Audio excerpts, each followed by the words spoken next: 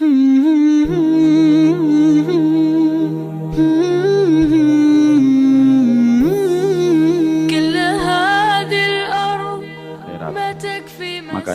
sumber kekecewaan kita dalam hidup, kalau saya tiba-tiba kecewa, bapak kecewa, ibu kecewa, maka pasti masalahnya bersumber ketika kita banyak berharap kepada makhluk dan meninggalkan Sang Khalik. Maka inilah yang menjadikan kita betul-betul berusaha dalam setiap titian ilmu yang kita peroleh, maka kita bersandar kepadanya karena Allah tidak akan pernah mengecewakan. Siapapun yang bersandar kepada Allah, maka dia pasti nikmat hidupnya dan lapang dadanya, dan sesungguhnya tidak perlu membutuhkan orang lain. Tapi siapapun yang bersandar kepada harta, maka pasti akan frustasi, sebagaimana ketika dia menegak air di lautan, semakin banyak semakin haus.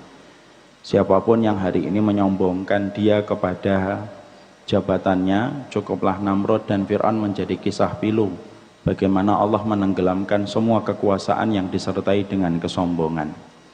Siapapun yang menyombongkan dengan benda yang dia keramatkan, pasti matinya su'ul khatimah. Makanya inilah yang menjadikan kita bersyukur setiap waktunya dan setiap saatnya atas segala kenikmatan yang Allah berikan kepada kita, terutama kenikmatan ketika Allah memudahkan kita berkumpul pada majelis yang Allah cintai, yaitu taman surga pada majelis ilmu.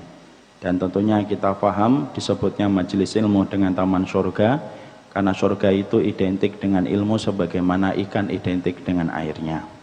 Semoga Allah selalu memberikan kebaikan dalam kehidupan kita.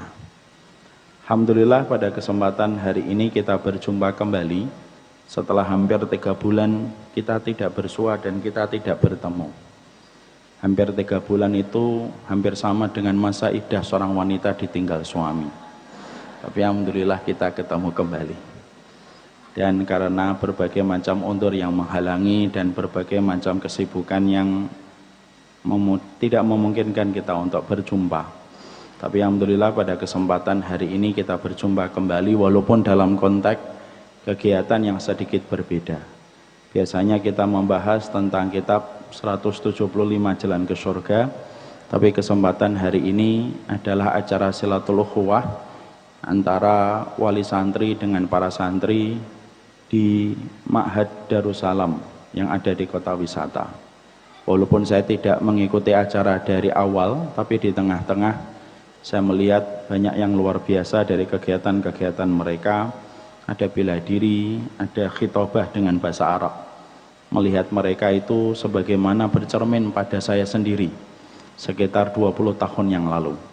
Walaupun wajahnya belum banyak berubah dari 20 tahun yang lalu, tapi melihat mereka itu kayak dulu saya ketika menjadi santri. 4 tahun saya menjadi santri di Boyolali Darussyahadah sampai melanjutkan ke Fakultas Syariah.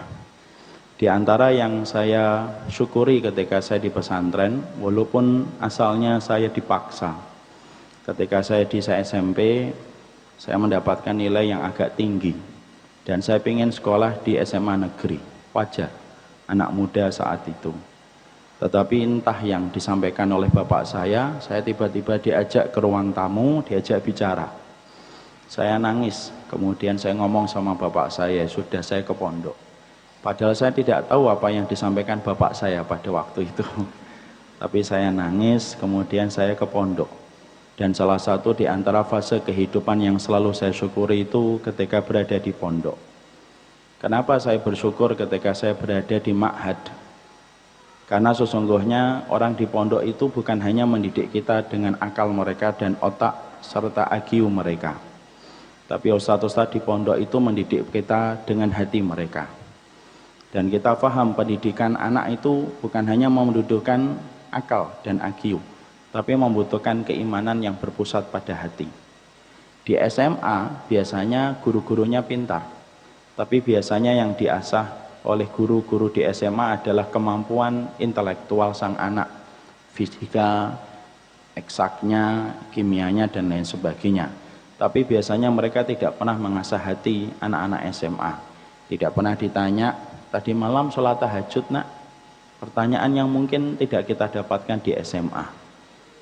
Tadi hari ini puasa sunnah nak? mungkin tidak kita dapatkan di SMA. Kenapa?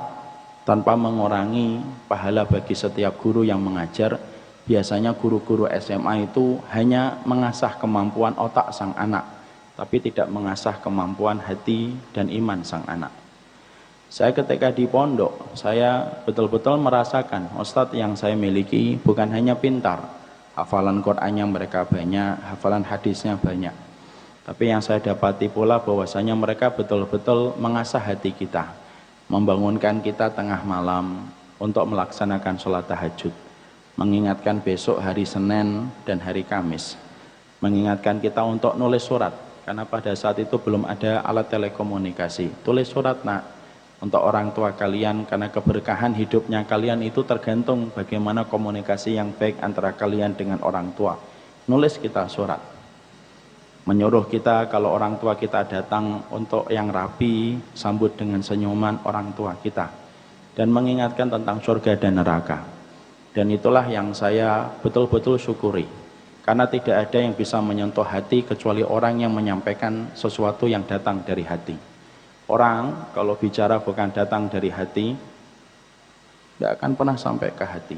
Sampainya paling-paling telinga, tapi tidak sampai ke hati. Tapi kalau seseorang itu mengatakan dari hatinya, maka menembus pada hati. Dan itulah salah satu pendidikan dahsyat pondok pesantren.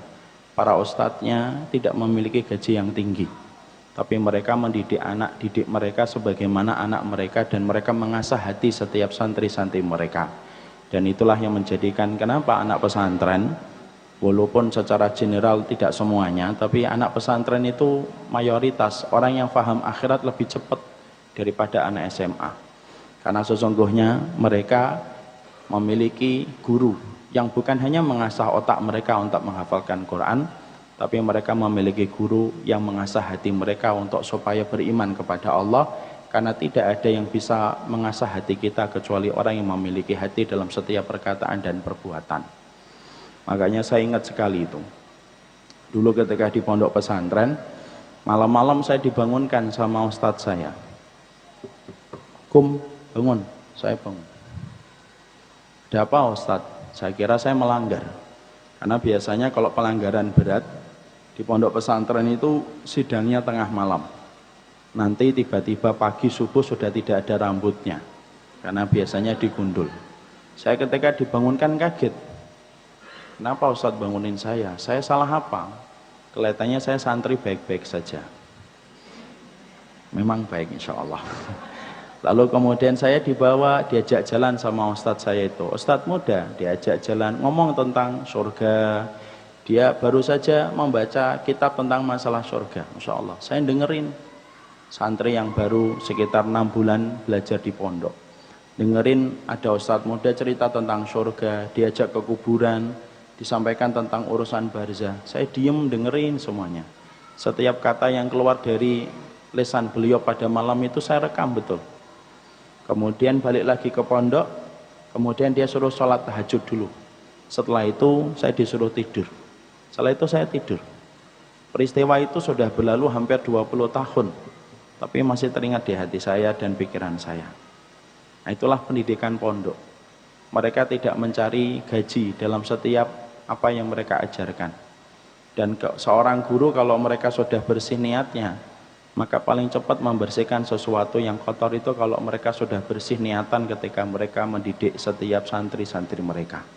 Dan itulah yang saya ingat dari pendidikan pondok. Makanya saya bersyukur kalau di sini di Darussalam ini punya ma'had. Moga-moga ma'had ini betul-betul menelurkan dan melahirkan generasi-generasi luar biasa yang bukan hanya terasah otaknya tapi terasah hatinya. Karena sesungguhnya kadang-kadang kita lemah, Ibu. Saya sebagai seorang suami mungkin lemah, kita sebagai seorang istri lemah. Tapi ada orang solih yang memiliki pondok, titipkan ke pondok mereka, biarlah anak kita dididik sama mereka, kita kuatkan doa kita, semoga itu menjadi bagian ikhtiar kita untuk mendapati anak kita solih, karena anak yang solih maka kelak akan menunggu kita di pintu surga, dan itulah yang menjadi harapan setiap orang tua insya Allah.